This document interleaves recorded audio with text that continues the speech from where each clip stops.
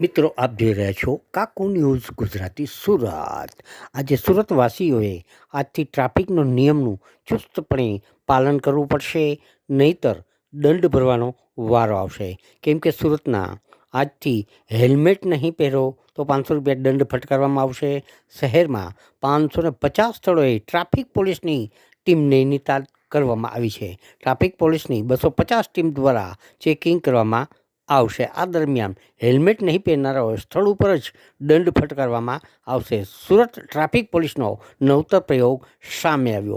Helmet પહેર્યા વિના વાહનો હાંકનારા ચાલકો વિરુદ્ધ કાર્યવાહી કરશે।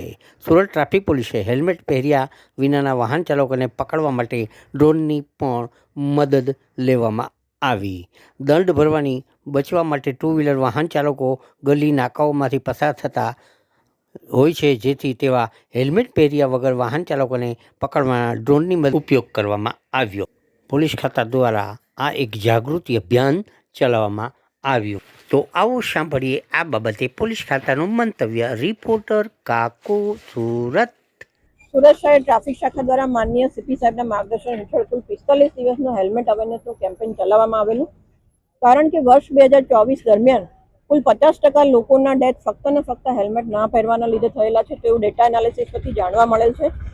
તો આવા અકસ્માત અટકાવવા માટે જ્યારે આજરોજ 45 દિવસનું કેમ્પેઇન પૂર્ણ થઈ ગયું છે, તો આજે 15 ફેબ્રુઆરીએ અમે દરેક જનતાને એવી અપીલ કરી હતી કે પ્લીઝ તમે હેલ્મેટ પહેરીને તમારી સુરક્ષા અને તમારા પરિવારની સુરક્ષા માટે નીકળો।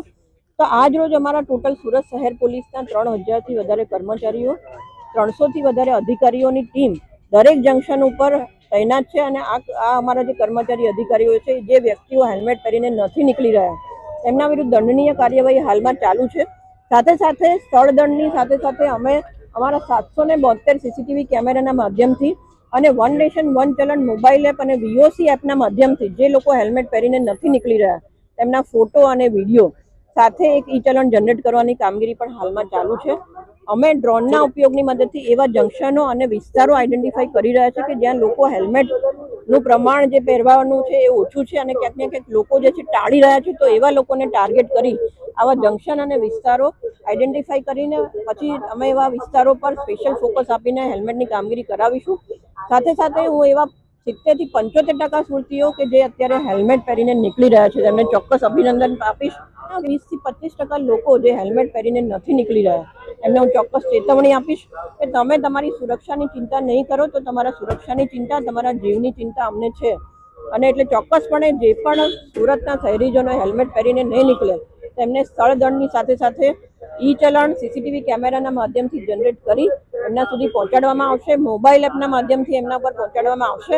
પરંતુ તમારી સુરક્ષા માટે સુરત શહેરના થતા જે રોડ અકસ્માતો છે એમાં ઘટાડો લાવવા માટે ચોક્કસપણે એવા વ્યક્તિઓ વિરુદ્ધ અમે દંડનીય કાર્યવાહીની સાથે સાથે 5 થી વધારે જેના હેલ્મેટના ચલણ બનેલા હશે તેમના લાયસન્સ સસ્પેન્ડ કરવા માટે પણ આરટીઓને રિપોર્ટ કરીશું।